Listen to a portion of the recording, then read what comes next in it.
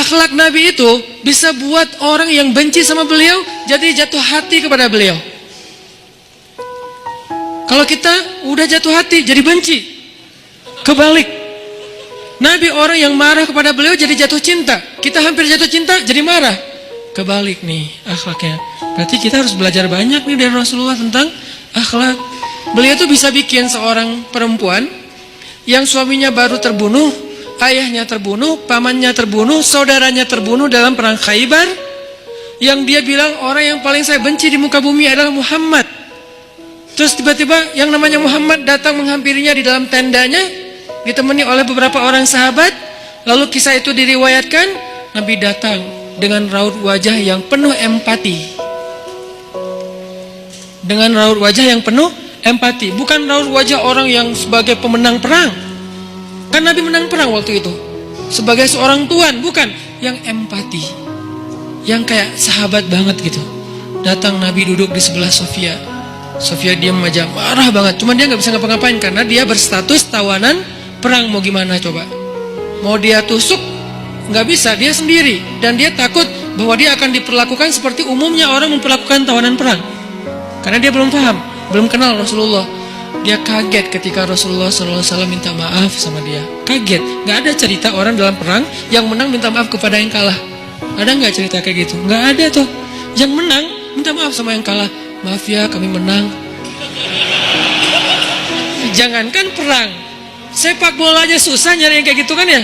Ini akhlak nih untuk kita teman-teman di Bandung dengan Persibnya, nanti di Jakarta dengan apa Jakarta teh? Persijanya. Nanti yang menang siapapun yang tanding, maaf ya menang. Dari mana lo akhlak kayak gitu? Rasulullah. Karena yang itu lebih serius loh daripada bola. Bola kan cuma permainan, entertain, olahraga kan. Gak seserius perang. Perang itu serius. Kalah itu meninggal artinya, terbunuh. Kalau kita kalah paling ya kurangnya apa? Nggak dapat skor gitu, nggak dapat poin. Kalau itu kalah, terbunuh. Nabi datang minta maaf dengan ekspresi empati yang tinggi, yang dalam.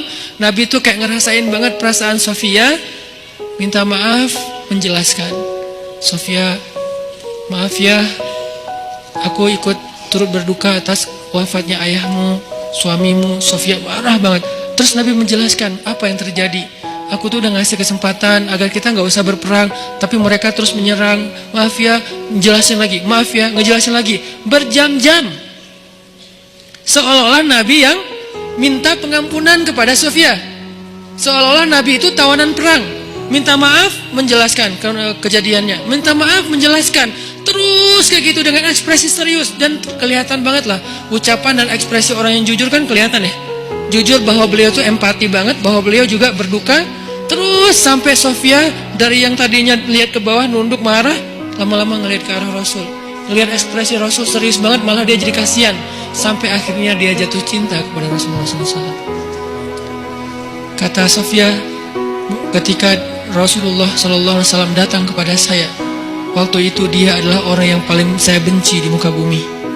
Tapi dia terus meminta maaf dan menjelaskan, meminta maaf dan menjelaskan, sampai akhirnya dia menjadi orang yang paling saya cintai di muka bumi. Akhlak Rasul.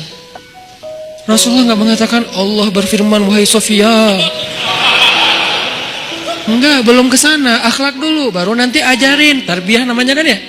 Sesungguhnya di dalam Al-Quran ada ayat tentang orang-orang yang kafir yang telah mati terbunuh. Enggak, Rasulullah itu tahu. Jangan ngomongin tentang ayahnya yang mati terbunuh, ibunya yang pamannya, suaminya yang mati dalam keadaan kafir. Nabi nggak mau ngomongin itu. Kenapa? Menjaga perasaan Sofia. Kok masih dijaga sih perasaan? Kan mereka beda agama, mereka orang kafir. Inilah akhlak Rasul. Sehingga Nabi membahas yang membuat Sofia merasa kayak dihargai sebagai seorang janda, sebagai seorang perempuan, sebagai seorang yatim, sebagai seorang tawanan. Sehingga dia takjub dengan akhlak Nabi. Akhirnya dia cerita, ya Rasulullah, belum beriman udah manggil ya Rasulullah, saya pernah bermimpi bahwa dalam mimpi saya melihat ada rembulan di atas kota Madinah, lalu jatuh ke pangkuan saya. Jibril turun bilang ke Rasulullah, apa maksud dari mimpi itu? Tahu nggak Rasulullah apa maksud mimpi? Apa Jibril? Maksudnya rembulan itu kamu. Maksudnya dia akan jadi istri kamu di dunia dan akhirat.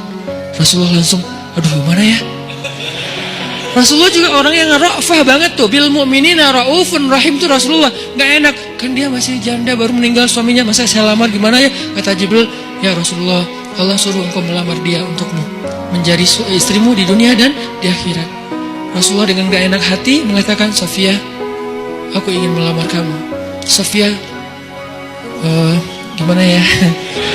Itu mah cewek ya. Saya mencoba untuk menghayati kisah ini dari angle cewek elegan ya, bukan cewek biasa. Oh boleh nggak apa-apa sih, gue sih enggak. Cewek elegan, cewek terhormat, cewek yang soleha walaupun belum beriman, pasti dia nggak akan bilang alhamdulillah masya Allah, A-nya panjang gitu kan ya. Terus pakai emoticon berderai-derai, enggak. Dia terhormat. Dia akhirnya, saya terserah gimana baiknya aja. Menikahlah Nabi dengan Sofia. Modalnya apa? Akhlak.